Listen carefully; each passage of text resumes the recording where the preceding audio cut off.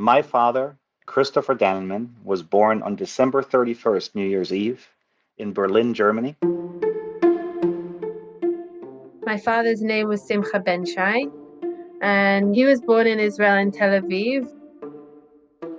My friend is Doreen Adisa Lugaliki. She was born in Kenya, in a little town called Ndalu. Babam Profesör Doktor Cemil Taşçıoğlu, Türkiye'de Rize şehrinde. My father, Cemil Taşçıoğlu, was born in Turkey in a small house by the river. My father's name is Charles Tautel. He was born in Aleppo, Syria. Zita rangu ndinonzi Tsitsi Antuba ndo sitare kwandakaroorwa. Both my dad and I are from Zimbabwe, and we're from the Mondoro area more specifically. And we both speak Shona. I'm Bianca Gaver, and I'm a producer on The Daily.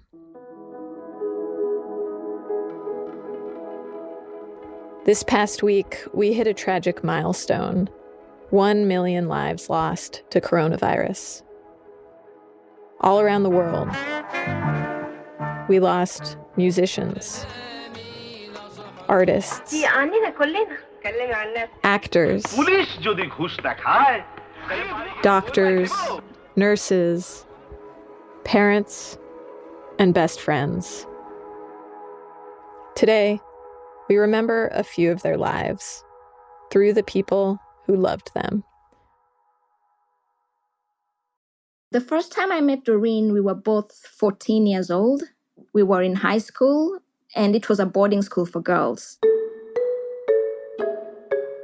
One of the British type system of boarding schools where it's very disciplined. You wear a school uniform from morning to evening. You were brought by your parents with your suitcases and left there. So everyone is still unsure, uncertain, looking around, nervous, waiting to see what will happen. I noticed Doreen because she seemed more sure of herself. She was curious, looking around, trying to make friends, trying to make jokes. And then she went and wrote on the chalkboard, Dr. Adisa Lugaliki. And everybody started laughing. It was a joke at the time, but she knew what she wanted, and she was professing it. Doreen and I were competitive. The two of us were always fighting for the top position in class.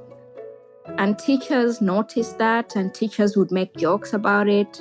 When we're doing a sample question in math, the teacher would say, okay, if Doreen cannot get it, Vera, do you want to try?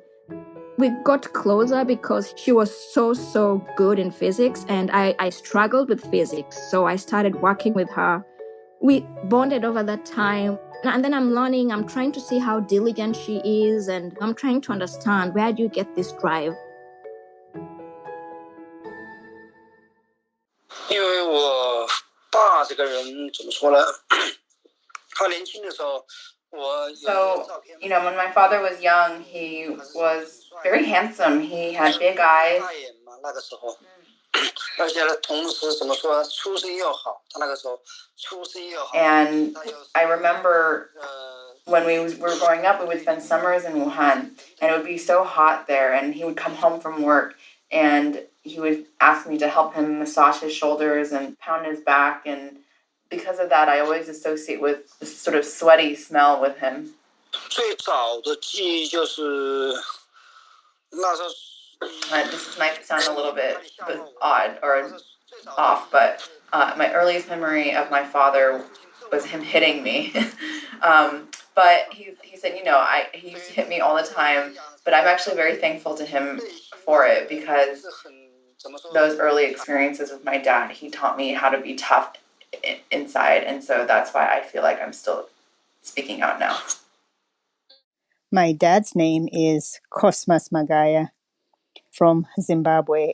He was happiest when he was playing his music.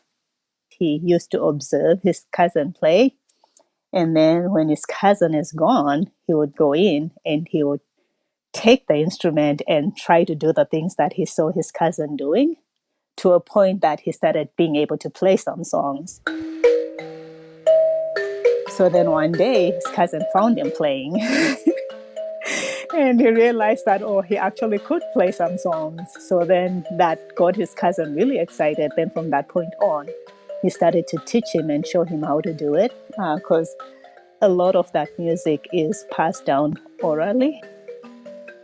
So he stayed with it from that point on. He always had an instrument with him. He played every single day. When I was around 7 or so, he had been in a car accident. So we were all home, and it also turned out that the power was out. So we were actually using candles. It was just so quiet in the house. We were all feeling sad that he had just gotten into this accident. And he picked up his mbira and he just started playing. I don't remember the songs he played. All I remember is mbira being played and it being really, really quiet, and finding that to be very soothing and comforting on a day that had quite a bit of sadness for us.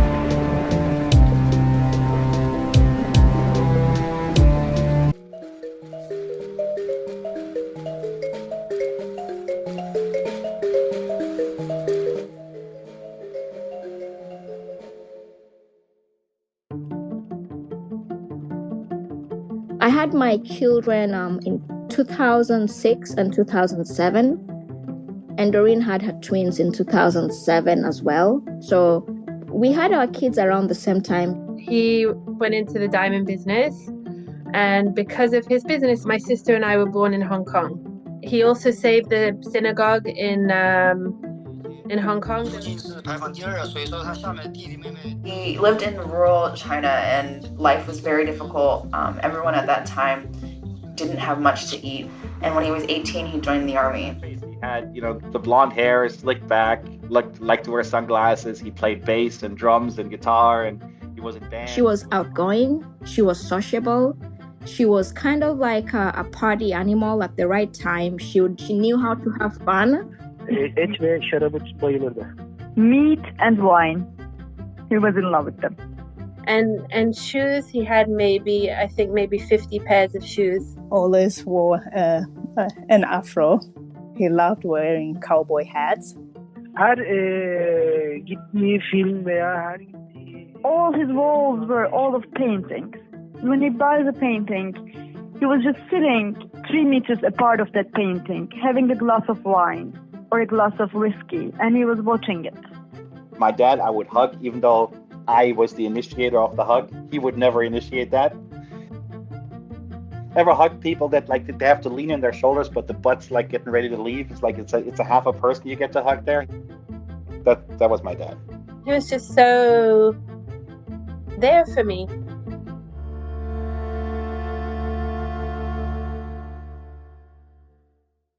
She went back to graduate school after her twins were born because she wanted to specialize and be an OBGYN. Over all those years, she was the first person I ran to when I had issues with my husband or just fights, newlyweds. The first person I would run to was Doreen and say, oh my God, he did this, he did that. And she would also do the same thing. Our 2 husbands didn't like that we were friends. Each one of them felt like there's 3 of us in this marriage, I think. Her marriage ended, and then mine ended.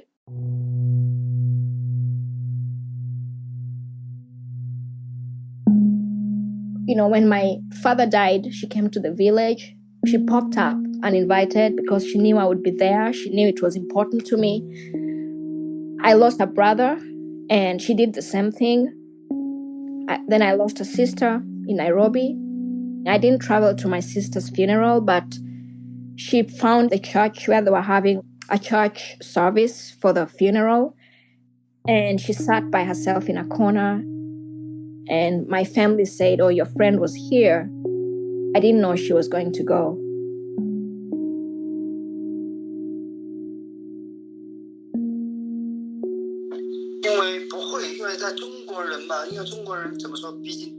We arrived in Wuhan on January 17th. And at that time, there was no sense that there was this threat that was expanding in the city. The last 3 days leading up to my mom's funeral, he was in bed pretty much the entire day. He was very weak.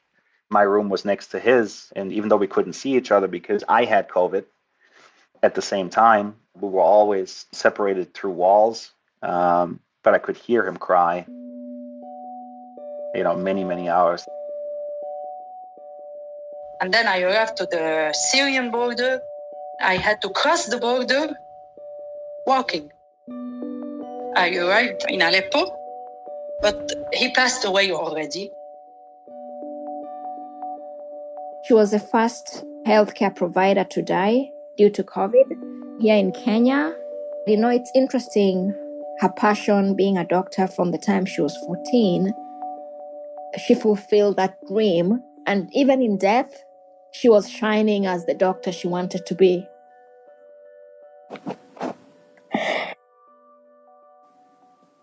Excuse me.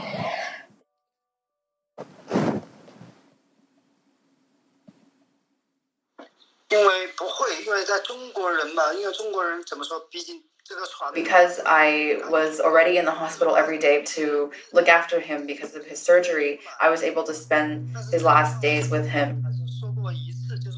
When he passed away, I was looking at him then, and he was just wearing a hospital shirt and nothing below. I felt that I just wanted to have my father to be able to pass away with some dignity. So I changed his clothes and I put socks on him.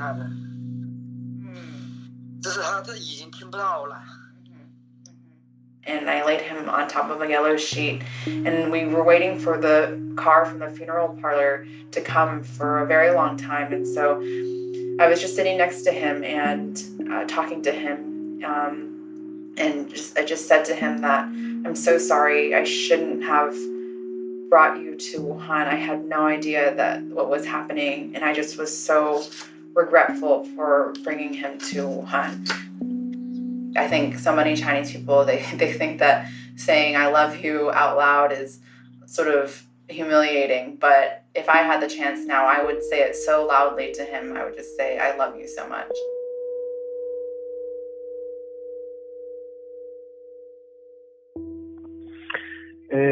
Son 10 yıl benim babamla yaşadığım ilişki. So in the last 2 or 3 years, every phone conversation we have, just before hanging up, he was saying, "I love you, son."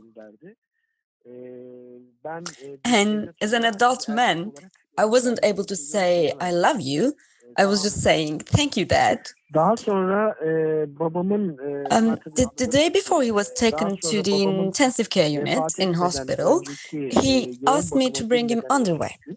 And I prepared a bag of underwear for him. And I also put a note into that bag saying that, "Father, please get well as soon as possible. And I have been forgetting to tell you, I love you," in our phone conversations. "I love you so much."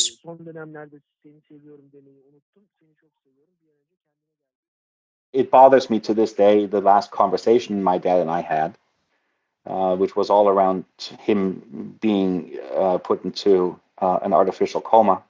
And he called me from the emergency room. This is everybody learning or reading really for the first time what this virus is doing back in March. I was overwhelmed. My mom had passed just a couple days before then, and he got very angry with me on the phone. He said, just have to deal with it, and I'll see you on the other side. And then that's when he hung up, and that's the last time I ever spoke to my dad.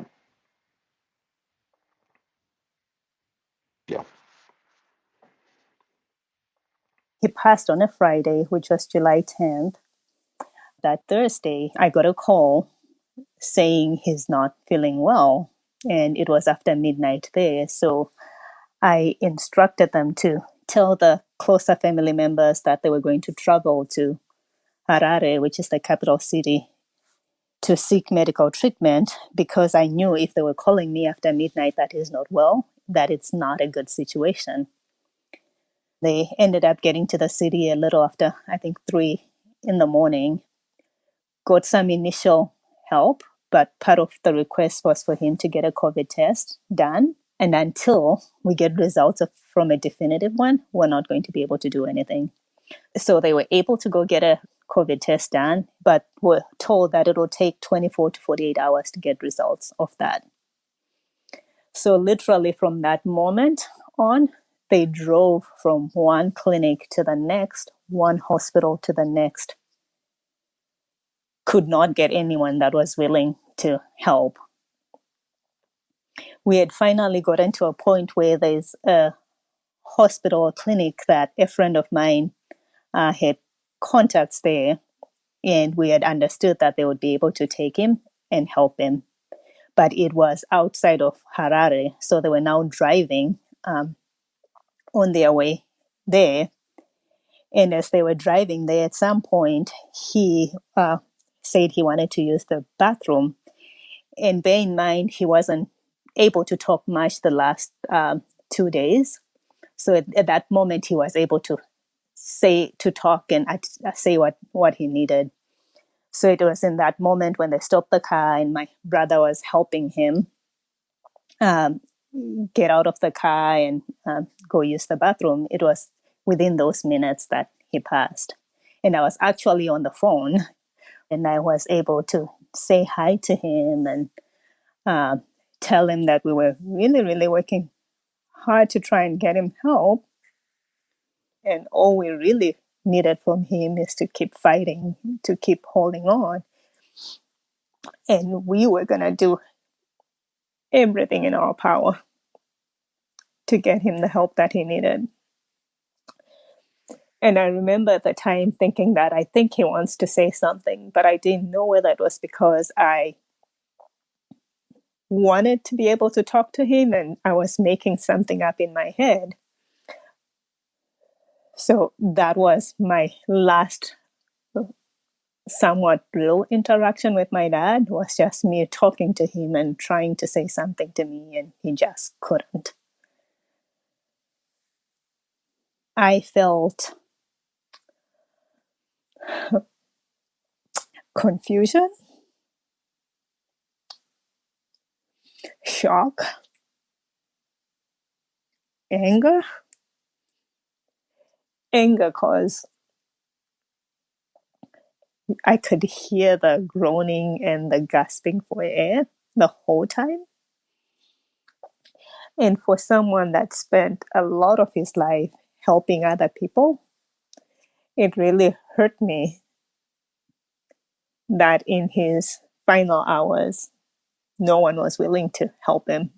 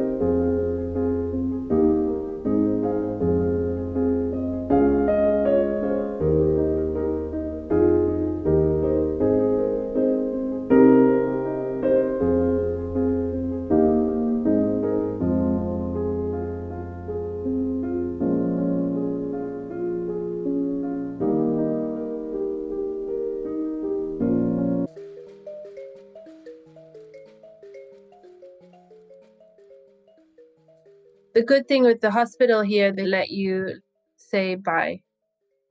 It was just me. They wouldn't. They would only let one person come, and I was able to sit by his bed, and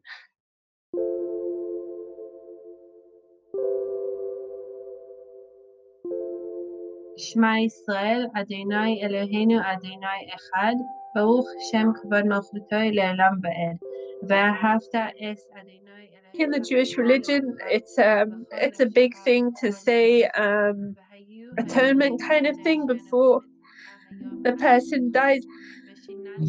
So I said the whole thing with him. I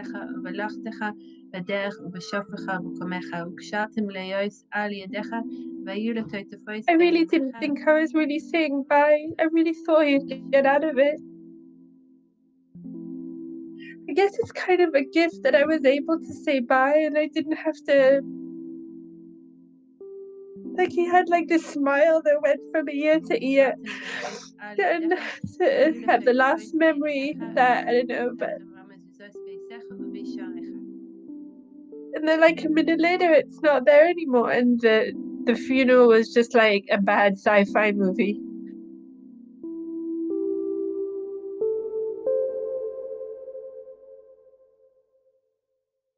So on July 10th in the morning, around 3 in the morning, my phone started buzzing. Everybody said, your friend is dead. So I was thinking, okay, maybe it's a bad joke.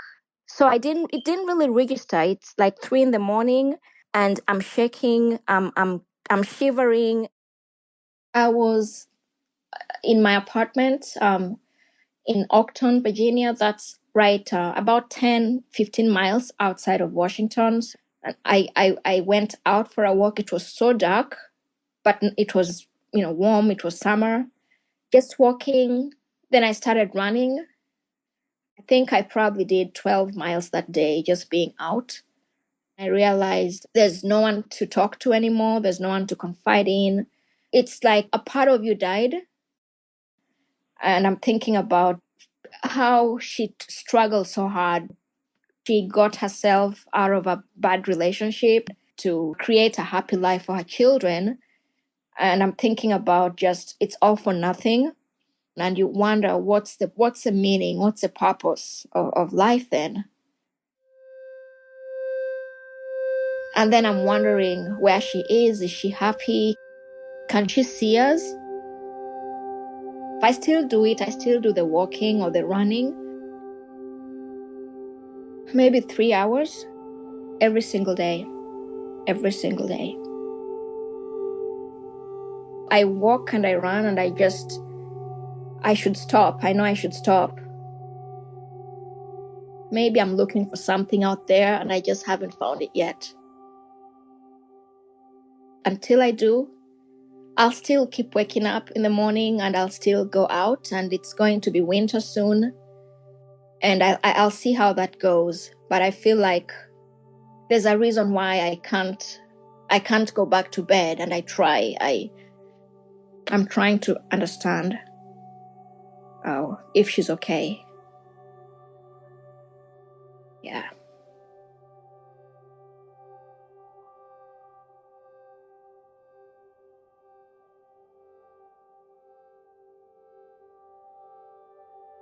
I feel that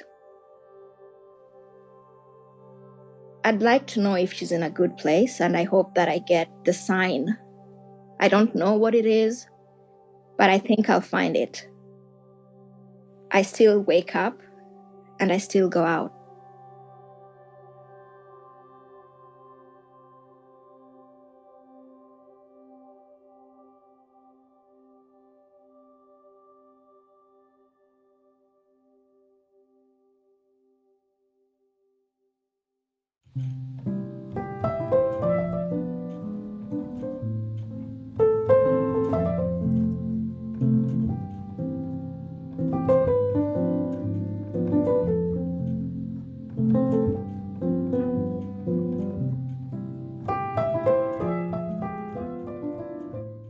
My friend Doreen Adisa Lugaliki died in Nairobi, Kenya on July 10th of 2020. She died at the age of 39. My father, Simcha Ben Shai, was 75 and he passed away in the Ichilov hospital in Tel Aviv on the 8th of April at around 2 in the morning. So my father's name was Christopher Daneman, and he died at the age of 81 on March 29th in Zinsheim, Germany, just outside of Heidelberg. My father was John Lee Fa. He was 76 when he died. He died on February 1st at 5:28 p.m. at a hospital in Wuhan. My father's name is Charles Tautel. He died on the 14th of August in Aleppo, Syria, because of the coronavirus. My father's name is Cosmas Magaya. He died on July 10th, 2020 in Harare. He was 66 years old. Babam 1 Nisan 2020 tarihinde İstanbul'da vefat etti.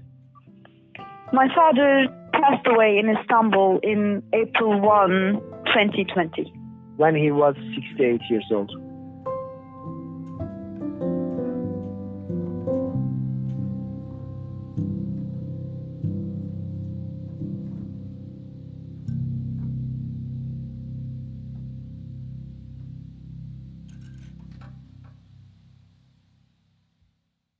As we plan for the future, CIT provides you with the financial expertise and agility you need to help you bank like your best days are ahead. That's Tomorrow Thinking, empowering you to bank like you. Visit CIT.com to get started. Member FDIC.